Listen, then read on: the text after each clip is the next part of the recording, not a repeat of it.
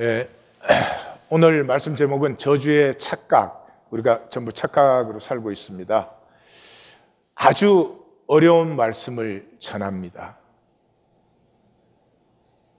그렇지만 복음 중에 복음입니다. 어렵기 때문에 우리를 정말로 새롭게 할 수 있고 우리를 정말로 거듭나게 할 수 있는 복음 중에 복음입니다.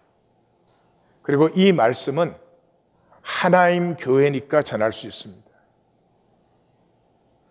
어느 종교의 교회에서도 이런 말씀 전할 수도 없을 것이며 전한다고 해도 의미도 되지 않을 것입니다.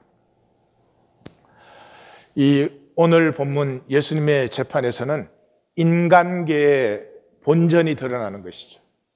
인간계라는 것은 이 하나님이 창조하신 우주 안에서 인간끼리 만든 세계, 시스템, 그래서 그 안에서 뭐 어떻게 하면 잘난 거다, 그 안에서 뭐 어떠면 성공한 거다, 이게 인간끼리 통한 거죠. 노자는 그랬잖아요.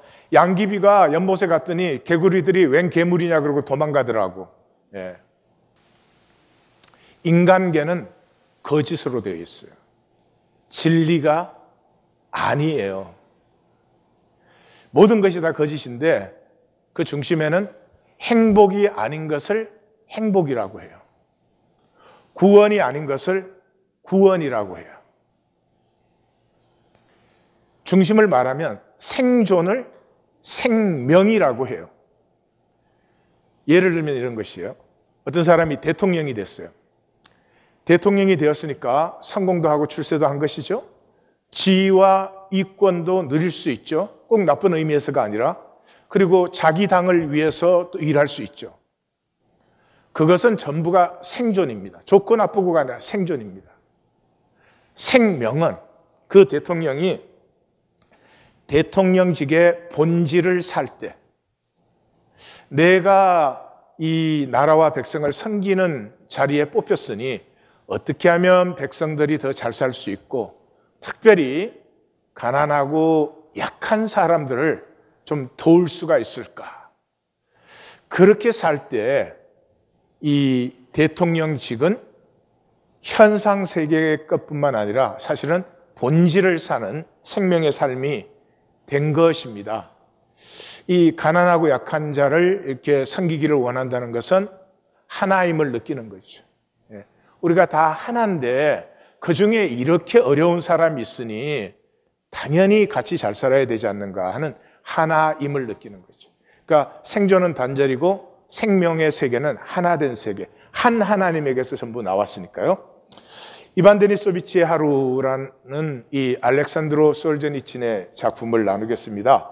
이게 데뷔작이에요. 데뷔작인데 이것 때문에 사실 뭐 노벨상도 타게 됐죠. 1945년에 친구에게 쓴 편지에 그 스탈린을 비판하는 내용이 발각되어서 8년간 수용소 생활, 3년간 유배 생활을 하고 이제 돌아왔죠.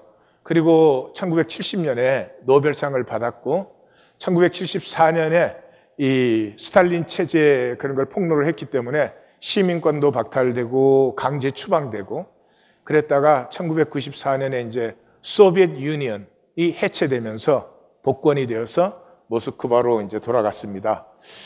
이 제목 그대로 이반 데니소비치 슈오프의 하루를 딱 적은 거예요. 이 사람은 농부였는데 독일하고 전쟁 때문에 군대에 징집되었습니다. 30살에. 근데 지금 이 소설에서는 40세, 10년이 흘러서 40세가 되어 있어요. 군대에 징집되어서 북서부 전선에서 독일군하고 싸우는데 식량도 보급이 안 돼, 탄환도 보급이 안 돼.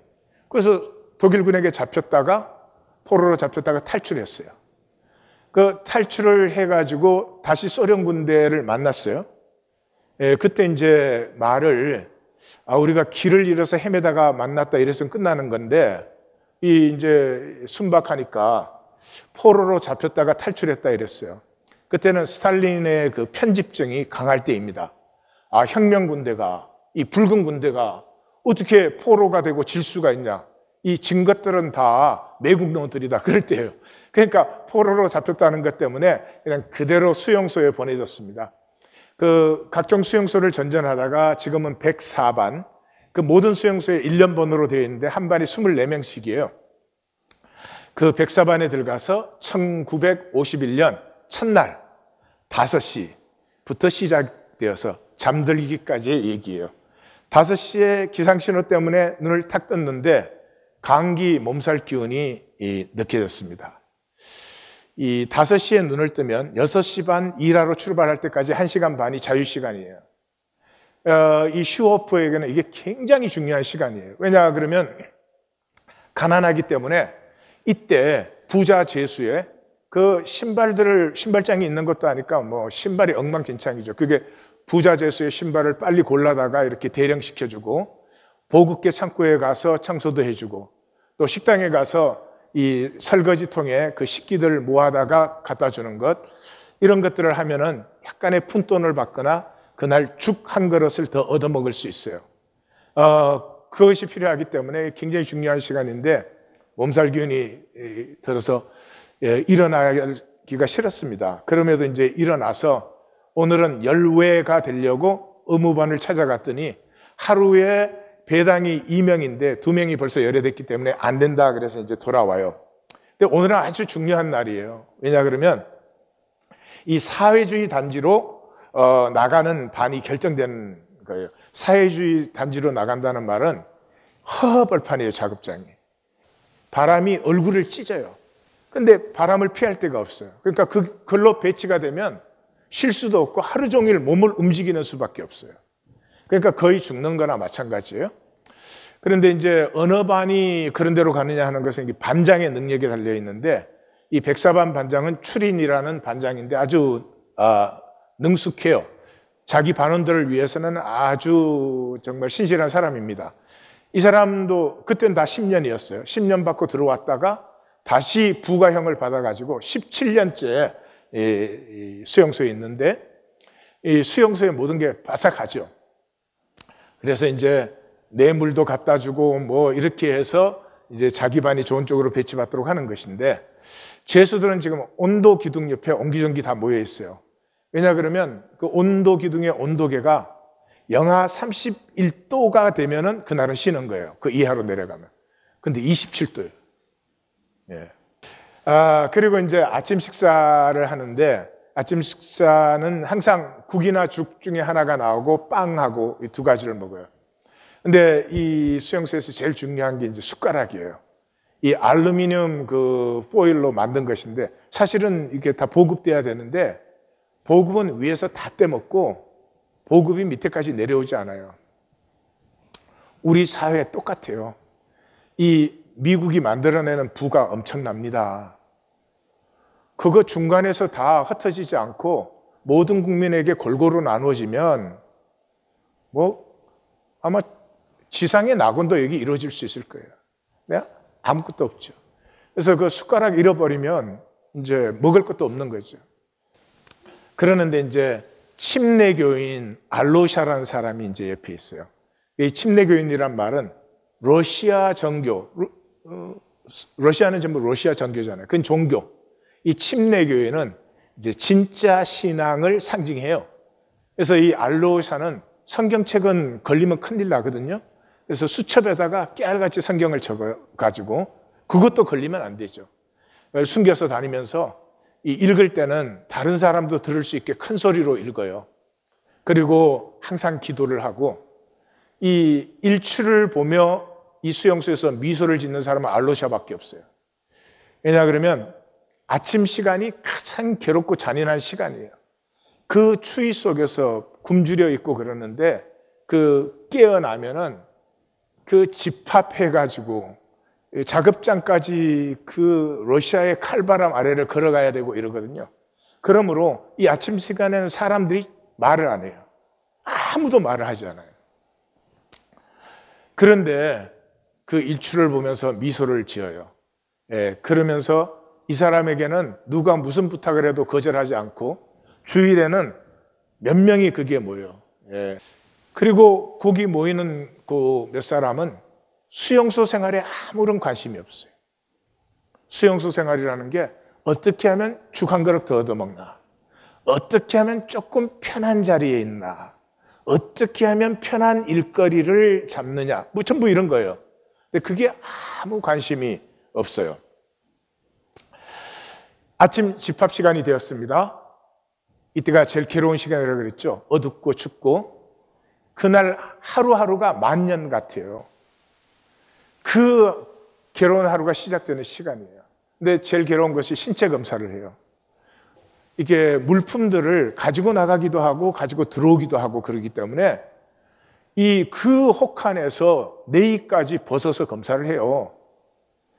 그런데 거기에 부이노프스키 중령이라는 북해 함대의 영웅이 여기 들어왔어요. 들어온 지 석 달밖에 안 됐어요. 그 전투에 굉장한 영웅이신데 이분이 스탈린 그 비판했다가 여기 잡혀 들어온 거죠. 그래서 이분이 그 자리에서 형법 95조에 의해서 이런 혹한 속에서 옷을 벗겨서 조사하는 건 불법이다. 그게 항의했다가 중령창 10일. 중령창 10일은 갔다가 오면 불구가 되는 거예요. 다시는 정상으로 돌아오지 못해요. 근데 이제 석 달밖에 안 됐으니까 그렇게 항의를 한 거예요. 그렇게 이제 검사를 다 하고 나서 작업장으로 행진해 나갑니다. 굉장히 괴로운 시간이에요. 그 걸어가면서 이제 생각을 하는데 1년에 2번 편지할 수 있고 2번 편지 받을 수 있어요. 근데 편지가 아무런 의미가 없어. 저쪽에서 와봐야 뭐 꼬르주의 위원장이 그 집단 농장의 위원장이 바뀌었다 뭐 이런 얘기예요. 아무런 의미가 없지. 뿐만 아니라 수용소에 있으면 계획이 없어져요. 계획을 세울 수도 없고 계획을 세우면 더 괴로워져. 위에서 정해주는 대로 그냥 따르면 제일 편한 거예요. 그렇게 해서 이제 작업장에 도착했는데 채자리라는 죄수가 있는데 이분은 영화 감독이었는데 그 영화 내용 속에 좀 불순한 게 있다 그래서 잡혀 들어왔는데 굉장한 부자예요.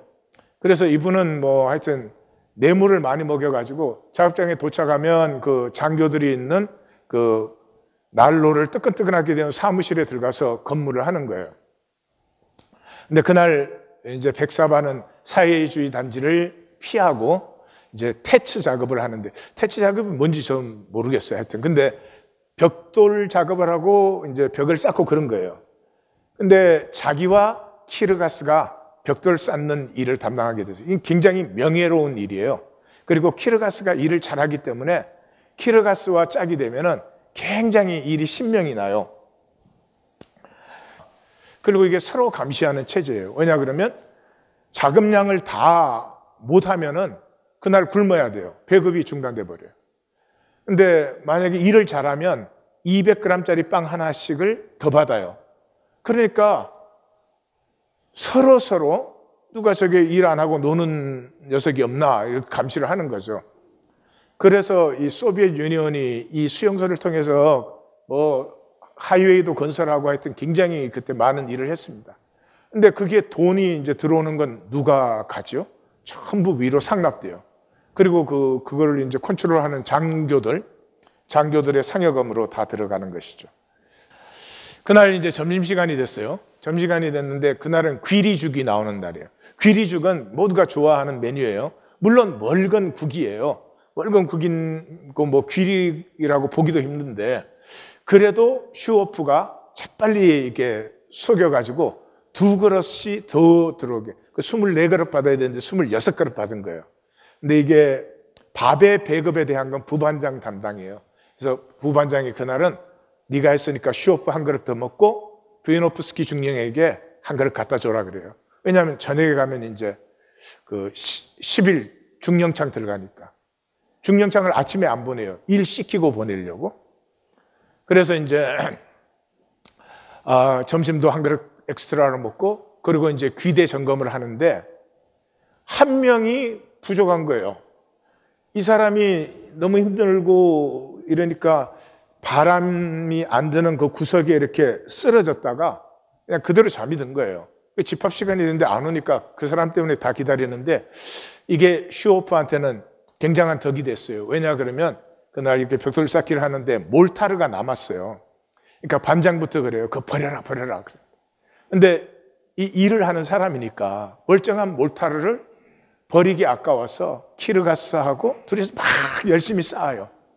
그러니까 이제 그 부반장이랑 다른 사람도 그 마음을 이해해서 막 도와서 잘 했지만은 다른 반보다 늦었죠.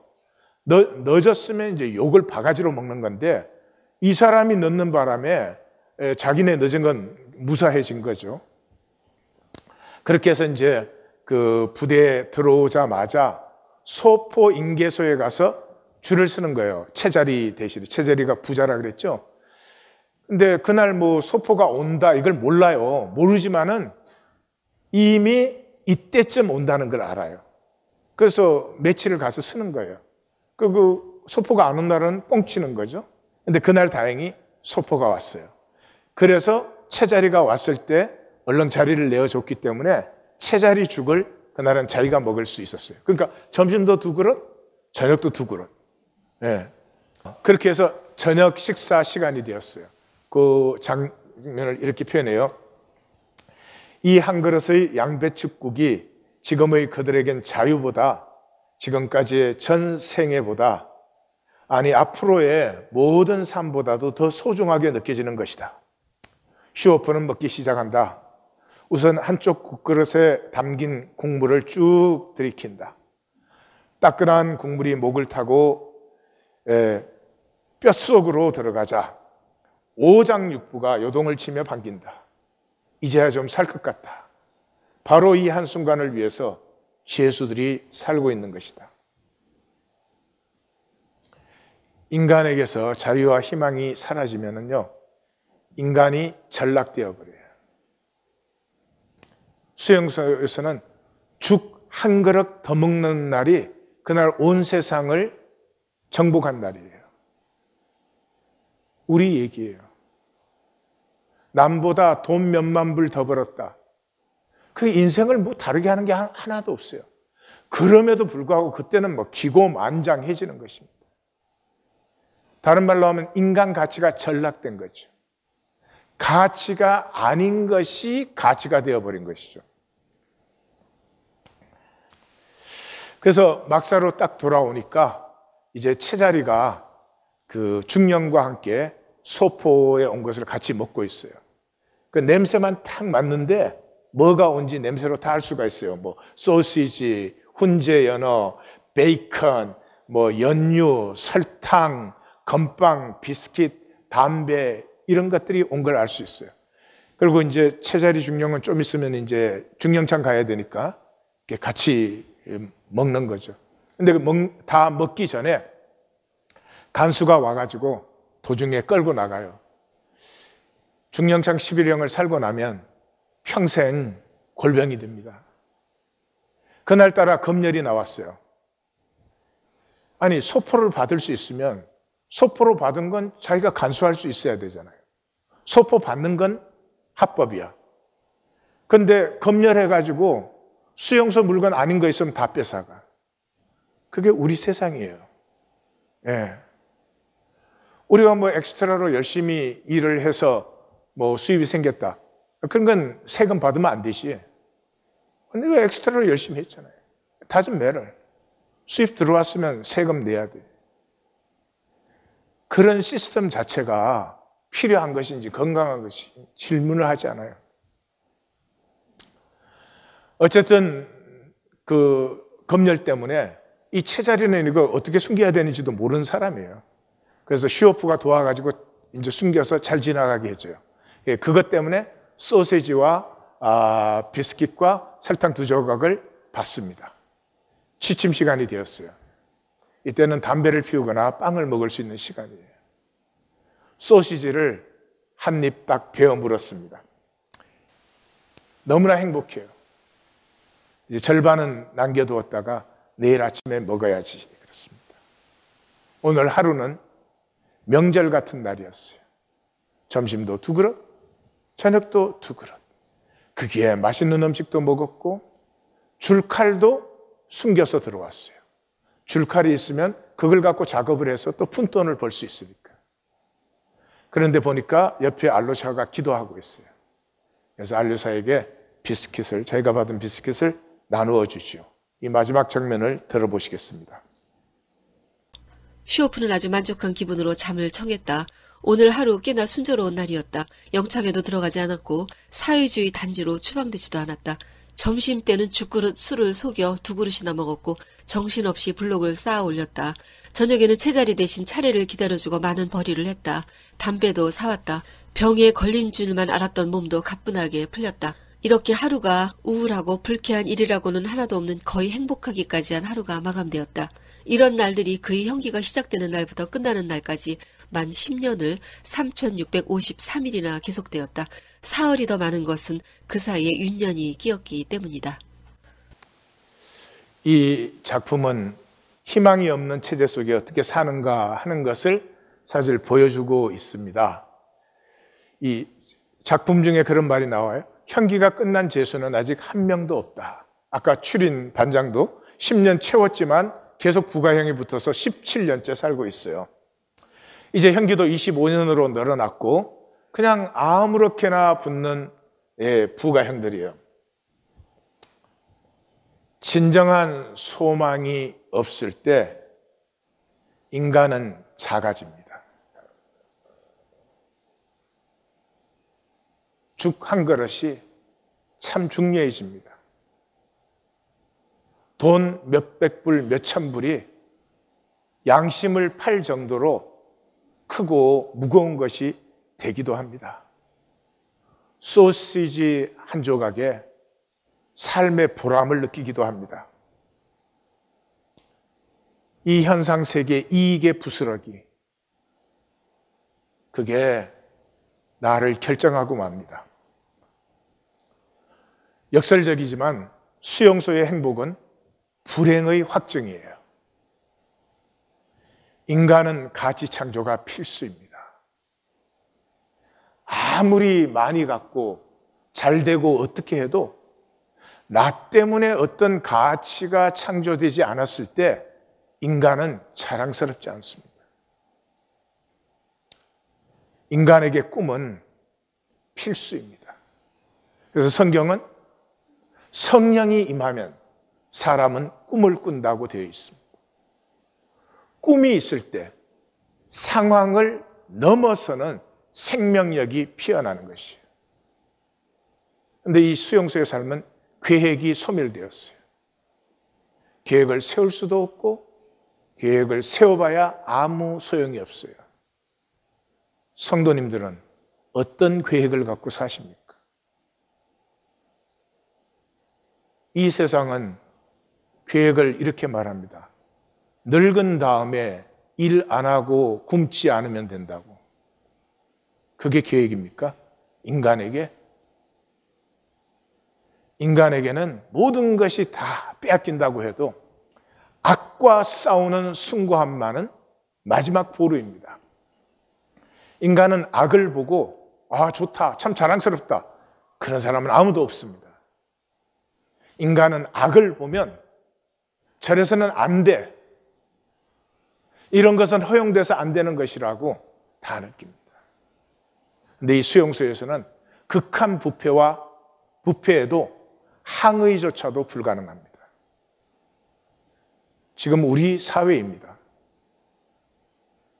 제3세계에 태어난 사람들은 무슨 잘못이 있는 것입니까? 그들은 평생을 밥 한 그릇 제대로 먹지 못합니다.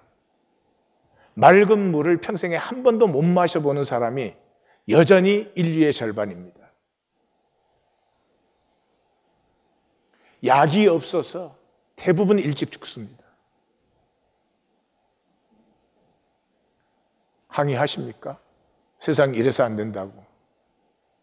하나님이 이렇게 만든 것 아니라고. 인간은 이럴 수 없는 것이라고. 이 이야기는 현상계의 인간의 이야기입니다. 모든 모순과 거짓이 통합니다. 정당화됩니다. 왜냐 그러면 생존해야 되기 때문에. 죽으면 안 되니까. 그래서 우리는 장례식을 가면 다 이런 얘기를 합니다. 훌륭하게 사셨다. 열심히 사셨다. 그게 무슨 얘기예요?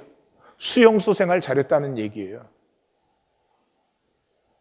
인간의 장례식이 필요하다면, 혹시 한다면 이분은 이 평생을 통해서 어떤 가치를 채우셨습니까? 이 가치가 자신과 주변의 사람들을 어떻게 축복했습니다. 그게 돼야죠. 많이 먹고 살았습니다. 비싼 거 가졌습니다.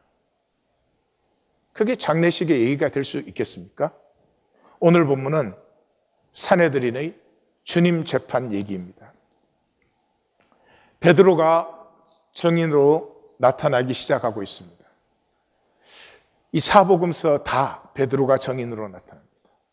여기에 증인이라는 말은 단순히 베드로가 재판에서 어떤 일이 일어났다 하는 것을 목격했을 뿐만이 아니라 진정한 증인은 그 일어나는 사건에 의해서 자기가 변화되는 것입니다. 이 인간계의 욕심과 맑고 푸르른 죽여도 거기에 한 점 대항을 하지 않는 이 하늘 생명과 인간계의 부딪힘을 보면서 베드로가 현안되는 것이 진정한 증인입니다. 이 재판은 첫 번째로 불법 재판이죠. 밤에 했습니다. 첫날에 선고가 이루어졌습니다. 명절 전날 했습니다. 거짓 증거였습니다. 심판관인 대제사장이 직접 질문을 했습니다. 대제사장이 산헤드린이 그 자리에 모인 사람들이 이게 불법이라는 걸 모르는 게 아니죠. 그럼에도 불구하고 불법 재판을 했습니다. 왜냐 그러면 생존의 절대화. 한 사람이 백성을 위하여 죽는 것이 유익하니까. 생존이 절대화되면 불법이 정당화돼요. 대표적인 게 전쟁이죠. 전쟁이 일어나면 우리를 지켜야 되니까 적군은 죽여도 되고 고문해도 되고 많이 죽일수록 영웅이라고 그러죠. 생존은 절대가 아닙니다. 우리 모두는 죽기 때문에. 그런데 이 세상은 생존을 절대화해놨습니다. 모두가 거짓이고 모두가 불법인데 모두가 괜찮습니다. 그 생존이 어떻게 절대화되었죠? 예, 마귀의 거짓이죠. 마귀가 어떻게 속였어요? 죽음이 끝이라고. 어떻게 죽음이 끝이 돼요? 물리학적으로도 질량불변의 법칙. 질량은 영원히 변하지 않아요. 에너지 불변의 법칙. 내가 지금 살아있는 거 이거 에너지 아니에요? 이 에너지 영원히 없어지지 않아요. 죽음은 끝이 아닙니다. 죽음은 뭡니까? 영원한 나님이에요. 죽음에서 영원한 나님이 이루어져요. 그 말은 우리의 삶은 선택이에요. 우리의 삶은 선택이에요. 그래서 모세오경의 총결론이 뭐예요? 너희는 생명을 택하라. Choose life. 이게 모세오경의 결론이에요. 우리의 삶은 허물을 살 수 있어요. 죽 한 그릇 더 먹는 것에 우리의 삶을 걸 수 있어요. 현상이 그것이니까. 그것이 지옥이에요. 지옥은 영원한 단절이에요. 이 삶 동안 내가 단절을 선택하고 단절을 살아서 그 영원한 단절이에요. 영원한 단절인데 나뭇잎 치마가 없어요. 여기서는 단절되어 있지만 니하고 나하고 가족관계다. 니하고 나하고 친구관계다. 니하고 나하고 이런 관계다. 등등등 해서 서로가 연결된 것처럼 살아요. 그러나 본질 세계에는 껍질이 없잖아요. 영원한 단절이. 한 알 그대로. 한 달란트 그대로. 아니면 이 세상에 사는 동안 생명을 선택할 수 있어요. 생명은 영원이죠. 그것이 천국이에요. 천국은 간단하지 않아요? 서로 사랑하는, 서로 사랑. 성경 66권의 총 핵심이 뭐예요? 서로 사랑하라. 내가 새 계명을 준다. 이 모든 계명을 합해서 새 계명을 주는데 그게 서로 사랑이에요. 서로 사랑이 뭐예요? 우리는 하나라는 거죠. 모든 것은 한 하나님에게서 나온 하나예요. 하나를 느끼며 사랑하죠. 자식은 사랑하는 거죠. 두 번째, 주님에게서 죽일 죄를 찾지 못했죠. 사형 언도를 내려야 되는데 말씀이나 사역 때문에 사형 언도를 못 내렸어요.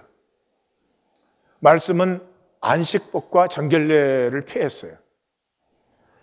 사역은 죄인과 함께 앉아서 먹으시고 바알세불이 들렸다 이랬어요. 이게 다 누구였어요? 바리새인들이었어요. 종교인들이었어요. 이 종교인들은 사사건건 시비를 겁니다. 왜냐 그러면 안식일 정결례법, 그 죄인들과 함께 하지 않는 것, 이런 것을 통해서 자기들의 권위와 자기들의 이권을 주장하는 사람들이에요. 그 예수님이 와서 그걸 뭐 흔들어 버리니까 사사건건 시비를 겁니다. 그럼에도 불구하고 이미 안식법이,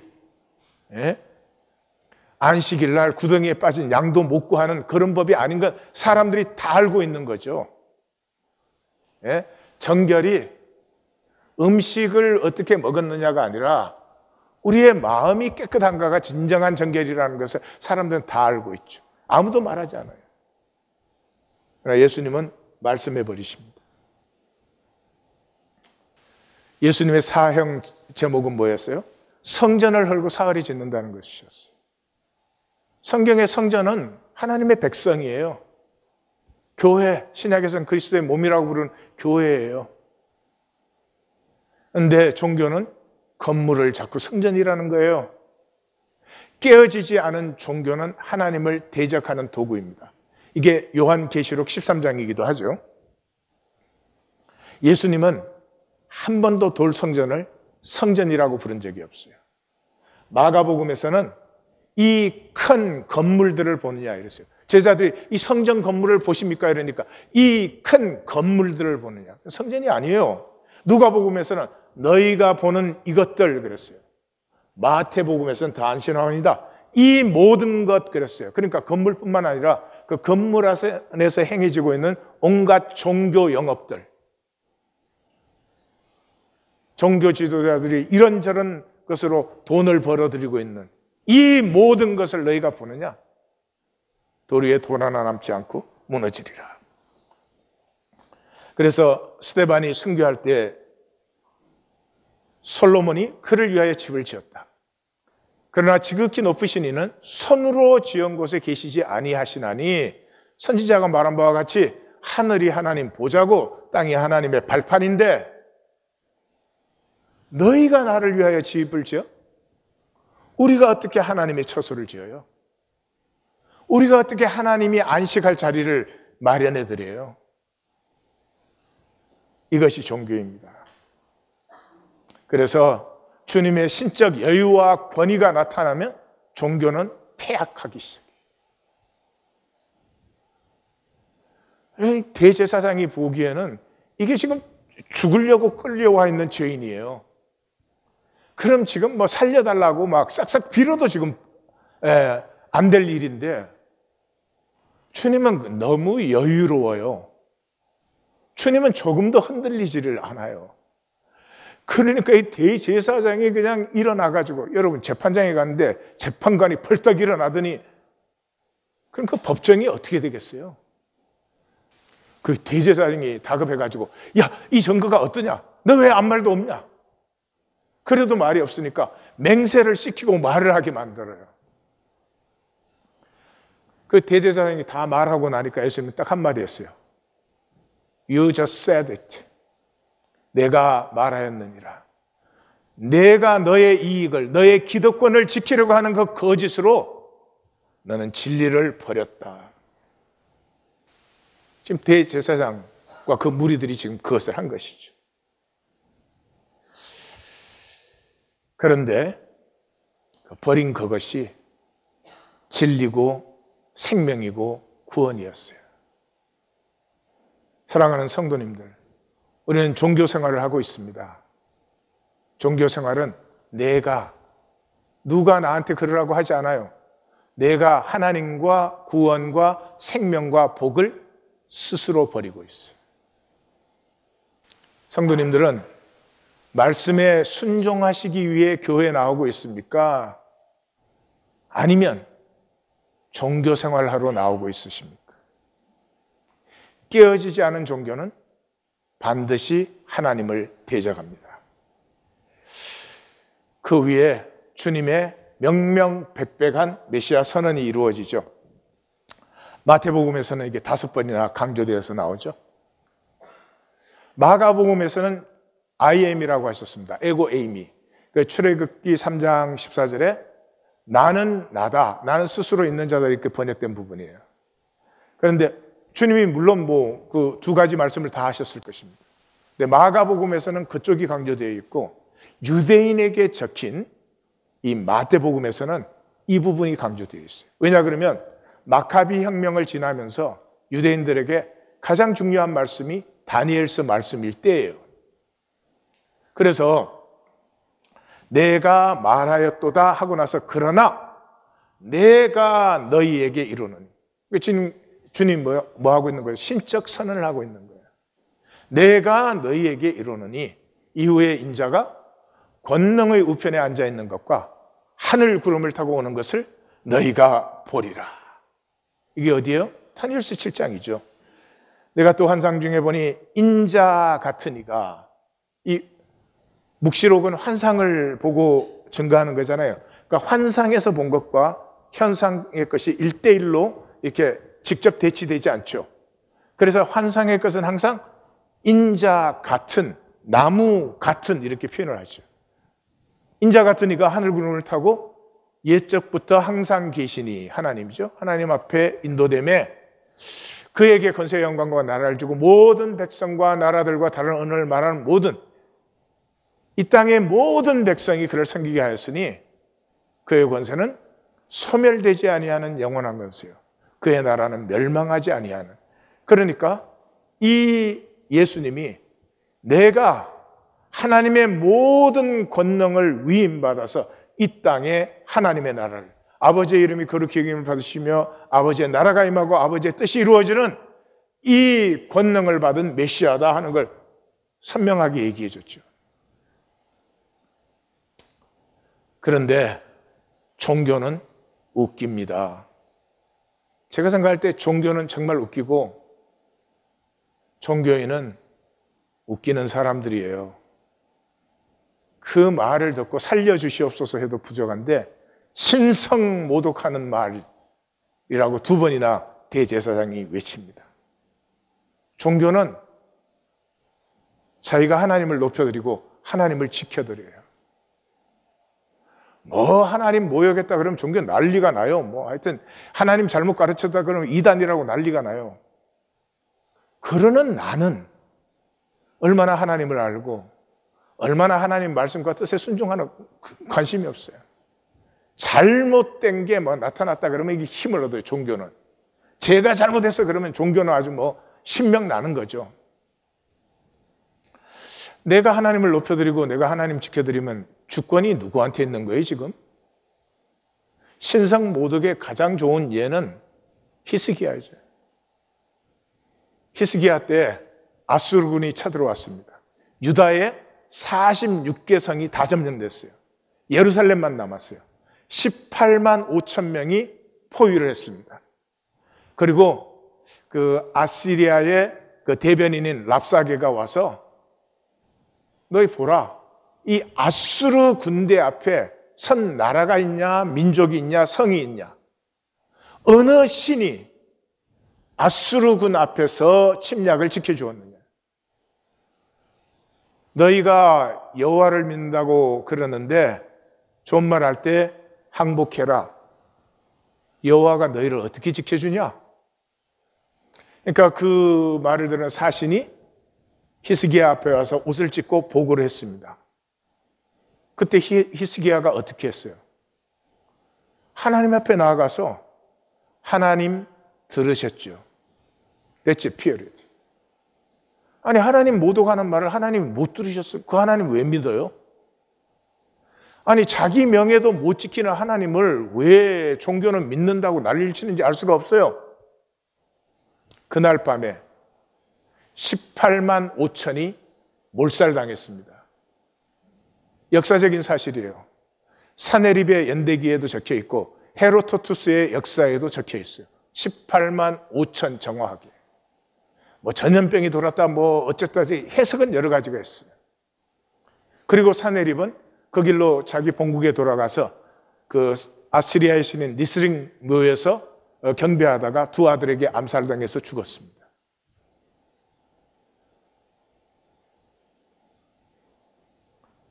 하나님은 자기의 이름을 지키십니다. 걱정하지 마십시오. 공기에다가 어떻게 페인트칠을 합니까? 어떻게 인간이 하나님을 못 오갈 수 있어요? 온 세상 사람들이 다 모여가지고 하나님 욕하면 그러면 하나님이 욕된 분이 되십니까?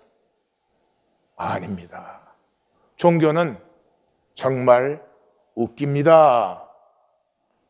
그래서 종교에서는 사람의 일이 드러나요. 그냥 파리떼, 우리 파리대왕 봤죠? 파리떼 같은 도당과 무리들이에요.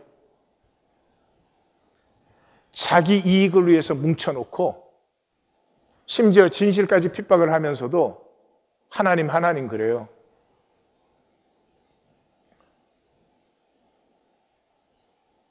천안문 시 있을 때 그 진압하는 군대를 보면 여러분 그런 질문 안 드세요?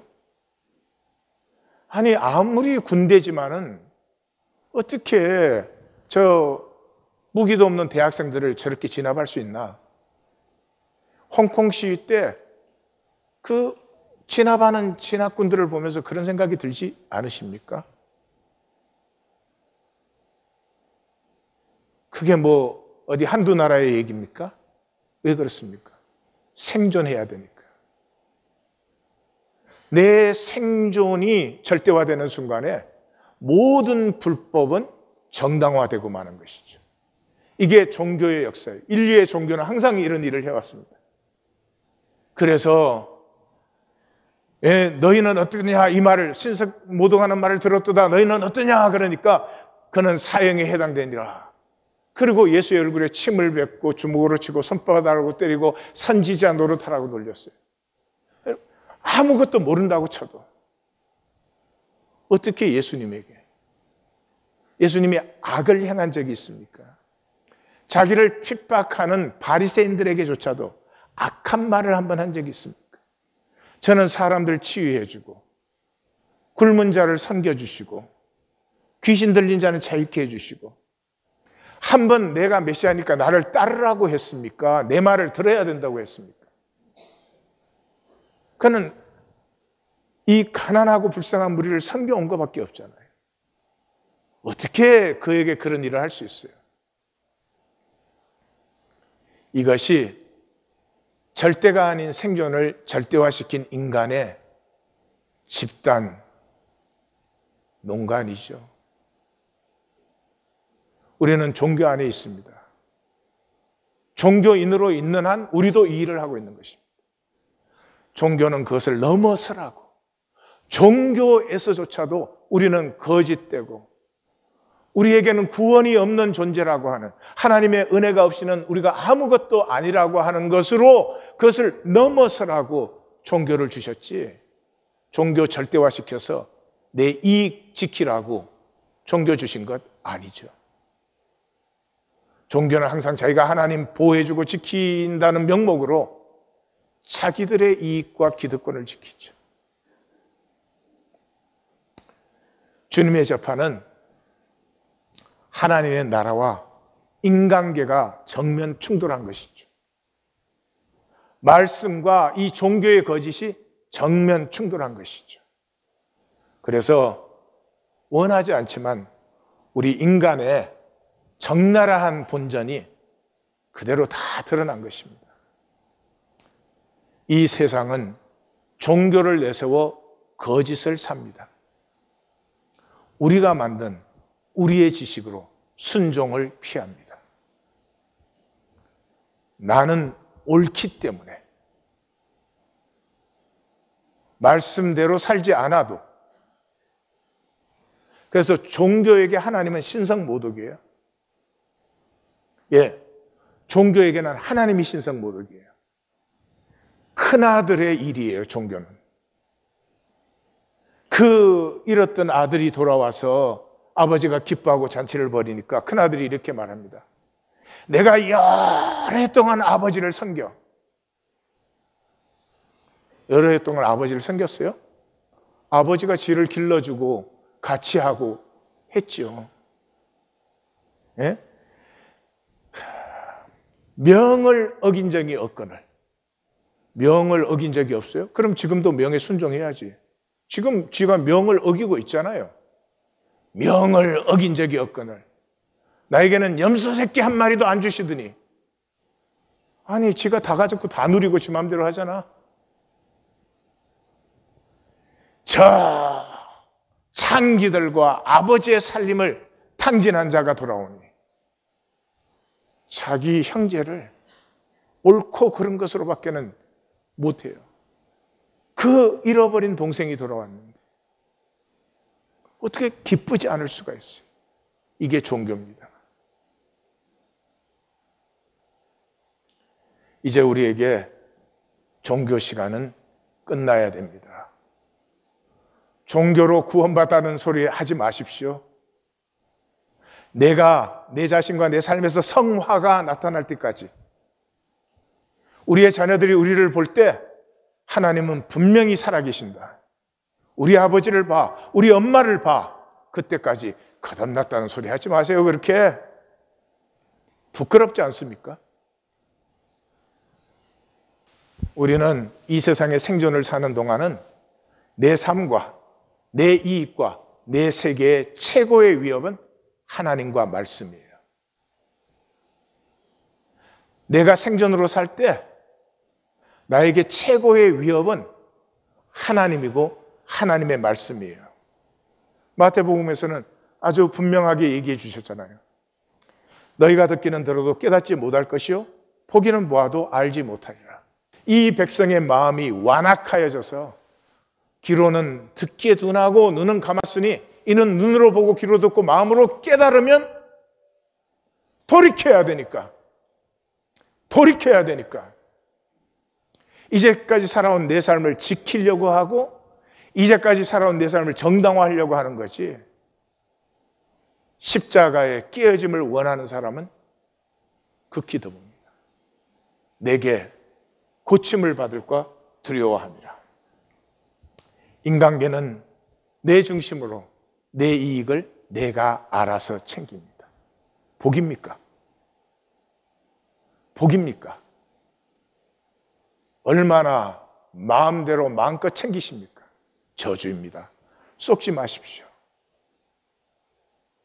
오늘 말씀은 어렵고 힘든 말씀입니다. 그러나 이 말씀을 뒤집으면 이제는 종교 생활하지 말고 주님을 사랑하자 그 말입니다. 주님을 사랑하자 그 말입니다. 주님 사랑하면 다 내놓으라고 합니까? 주님 사랑하면 전부 다 뺏어갑니까? 아니요. 우리 것 드려도 안 받아요. 주님 사랑하면 처음으로 주님과 통하는 내 중심의 진실이 열립니다. 그리고 주님과 통하기 시작하면 한없는 긍휼과 자비가 부어집니다. 삶이 새로워지고 복되어지고 건강해지고 당당해지고, 그러면 아마 우리도 하나님께 뭘 드리고 싶을 거예요. 그때 무엇을 드려도 중심의 진실로 드리는 것이 사람에게 보이기가 아닌 것입니다. 우리 이 주님 재판에서 드러난 것이 무엇입니까? 우리는 결코 하나님을 원하지 않습니다. 십자가의 하나님 원하지 않습니다. 말씀의 하나님 원하지 않습니다. 생명의 하나님 원하지 않습니다. 생존의 신을 원합니다. 생존의 신을 원합니다.